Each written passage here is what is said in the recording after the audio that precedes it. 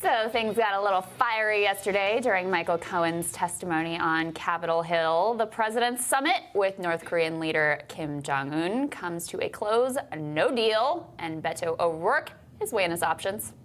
Team Rising is here. We've got Krish Vignaraja, who served as policy director for Michelle Obama and is the president and CEO of Lutheran Immigration and Refugee Service. She's joined by Ron Bonjean. Did I get that right, Ron? It's Bonjean, but I like the way I did it, though. That's cool. Ron Bonjean, Ron Bonjean, or the way I said it, former top spokesman for the House Speaker and Senate Majority Leader. He's currently a partner at Rock Solutions. I got that one right, I hope. All right. Gave you a little extra flair there. Monsieur Bonjean. Bonjour.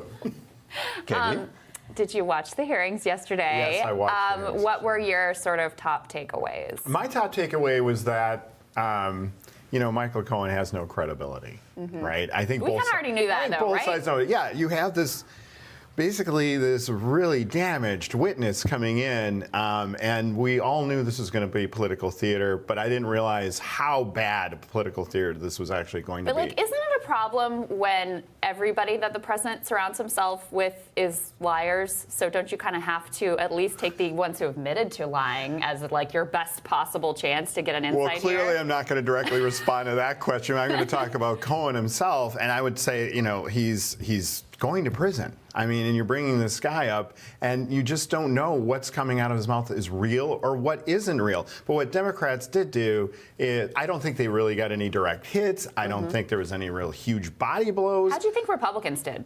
Well, you know what? I thought they threaded that needle as best as they could. Really? I mean, they were trying to damage Cohen, but they weren't defending the president either. They weren't, which was notable at all. When you're an elected official and you've got your constituents to respond to, and there's all these legal questions out there, the Mueller report hasn't been responded to. We don't know what's going on with SDNY. Right.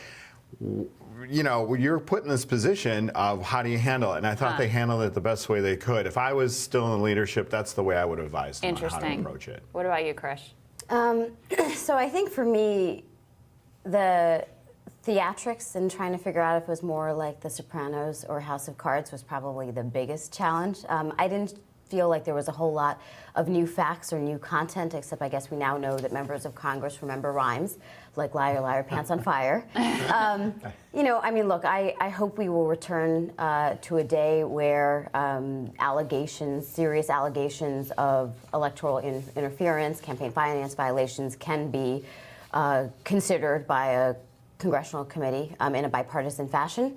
But I think for me, in the interim, this was a distraction because I think the focus has to be on the more neutral arbiters in terms of the Mueller report and SDNY. We're hearkening back to those bipartisan days of the Benghazi hearings, for example. I mean, unfortunately, I think this has just been the way, and this is a criticism of Congress on both sides. These things just turn into little grandstanding sessions where everyone's auditioning for that evening's cable news cycle on their, MSNBC and Fox and on their side. We can thank Newt Gingrich for that. He's the one who really pioneered the grandstanding in front of, am I right about this? The grandstanding in front of the C-SPAN cameras. I mean, he's really the one who sort of launched us into this age of grandstanding politics. That's a good point. Don't be boxed in by her. I think it's a really good Don't let her bring you over to the other side. Yeah, no, I would say Democrats too. I mean, Nancy Pelosi's been there. She's been there he for a was the long one time. who really, it was very innovative. When very Republicans effective. took over the majority, he definitely did a lot of grandstanding. There was a lot of attention paid to him, sure. So, Ron, at the same time, you had the president in Vietnam. Did not go very well for him. Before we get into the substance of that, do you expect him? It has to have driven him crazy to have been upstaged by this Michael Cohen testimony. How do you think he's going to respond and react? And then we can get into what actually happened at the summit. Well, absolutely. I mean, this is definitely, I assume, gotten under his skin because, when you're holding this high-profile summit and the Cohen testimony takes over cable news, which he watches constantly for hours on end, that's got to really bother him for sure. Very bad for you to watch that much cable news. yeah, absolutely. And to not have a deal at the same time is probably also bothersome as well. But, he's not going to let this go. This isn't just done. He's going to fly back. He was absorbing this news. He's going to be talking to friends on the phone. And his reaction to Cohen is going to last for a few more days. We need some good Trump tweets. We're going to get some tweets people out of this. Smiling and fired up. Oh my! As soon as he touches down, he's going to be on that phone. But here's what the Trumpster said recently. I want to take off the sanctions so badly because I want that country to grow. That country has got such potential, but they have to give up more. So, Krish, I mean, I think that obviously the Republican position, the Trump position on this is going to be that, yeah, obviously this is not a win, but it's also not a loss. All the sanctions stay in place. There still haven't been any missiles fired or tested. This is an ongoing process, and too early to tell if the president actually gets it right. Yeah, I mean, and this is where, every American should be hoping for the success of these negotiations. There are still some left, Crystal, Our Democrats said that yesterday, too. Thank you very much. Not to have nuclear war and the enslavement of the North Korean people, even if Trump got a win out of it. Thank you, Krish. And look, North Korea tested missiles as recently as twice in 2016, once in 2017, right? So figuring out how we forge ahead is critical on both sides of the aisle. The theory I think that the president had was that a principle-to-principle conversation could dislodge a long-standing, an ongoing battle, and that's where it's a hope, but it's also a gamble. When I was at the State Department, we had diplomats who laid the groundwork for this because diplomats do what they do, which is they negotiate. And so when President Trump was asked the question of is there going to be a third summit, I think it was fair for him to say it's unclear. What I hope is that the State Department does put this in the hands of the people who have been continuing to push the issue of how do we ultimately remove sanctions when North Korea agrees to certain terms. But guys, I'm so confused because after the first summit, he said that this was all solved. What are we still working on? Well, they fell in love.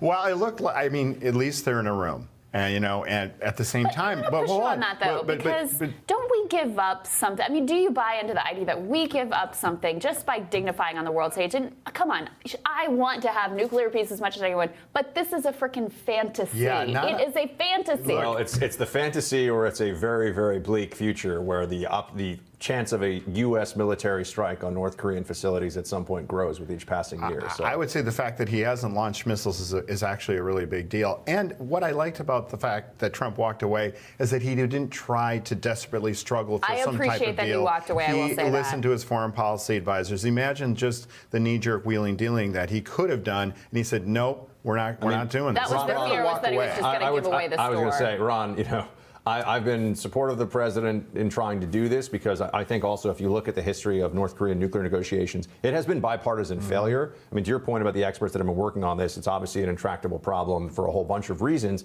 but the program has been getting more and more advanced, and the belligerence has really only been increasing, certainly for the last couple of decades. So if Trump had actually given up the sanctions, though, I mean, this was the big objection, honestly, with Obama and Iran, not to take us down that pathway. But if he had done that, I think you would have seen at least all Republicans who know the issue and of good faith saying this is a disaster. So he didn't do that. I don't think it's a big loss. It's obviously not a big gain, though. I agree.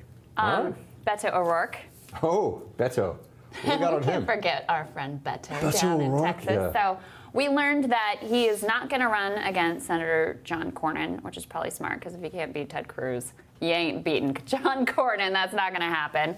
But the theory is that he is inching closer to a run. CNN is reporting that he is saying he has made a decision about how he and his wife can best serve our country. Of course, lots of people encouraging him to run. Ron, if you can take off your sort of partisan hat, Sure. What do you make of what do you just make of him as a candidate? Do you think he's formidable? Does he excite people in a way that does he worry us? How about that? So you can still be a partisan, but is he a concern? Is he somebody that worries? Right now, I don't think he's really a concern at this point. Yeah. He doesn't feel like a concern. He just feels like one of many candidates that are jumping in, and I think he feels a lot of pressure to get in there so he can start fundraising and creating the grassroots network. He probably feels emboldened because he's been on this trip. He went to my former school, University of Wisconsin-Madison, last week. There are a lot of students there. People get very excited about him. Yeah. But can he really create that appeal across the country? That's the big question, and especially in a crowded field like that. Yeah. What do you think, Krish? So, I think part of it is thinking about what are the top issues going to be in 2020 for the election. So, from LRS's perspective, we work with immigrants and refugees along the entire southern border, and we believe that immigration and the border wall will be and ought to be front and center in the presidential election. And so I think that Beto would have an advantage because he could draw on the personal experience, speak to the issue directly. But I also think that we've got to take a step back and look at the landscape right now. And it's interesting to me who's in and who's out. I think many of the women who will be running have already announced publicly that they're in. I think that in terms of the guys who were debating Beto, Biden, Sherrod Brown, Hickenlooper, I think a lot of them, the calculus is we're coming from the same demographic. What's our path to victory? And I'm not sure that there is a clear answer for him yet. Interesting. Well, we are going to watch. I saw Nate Silver tweeting he'd be very interested to see, after he announces, which I think all indications are that he's going to jump into this thing. And why wouldn't you? The worst that ends up happening is you further increase your name recognition, maybe end up as a cabinet secretary or something down the line. But he would be interested to see whether Beto goes up in the polls or levels off or goes down, because several of the candidates who have gotten in so far have followed different trajectories. Bernie has done well, gone up in the polls. Gillibrand, for example, has gone down. Kamala Harris has gone up. So it's kind of interesting to see once people are actually in what folks make of them. Guys, thank you so much. Appreciate you both. Much. Coming up, lakes are people too, Buck. Well, at least that's what a new law says, that they have the same We need a rights. fact check. What else? And 2 animals living their best lives. You guys are really going hard with these last blocks these days. We got that one. Rising continues.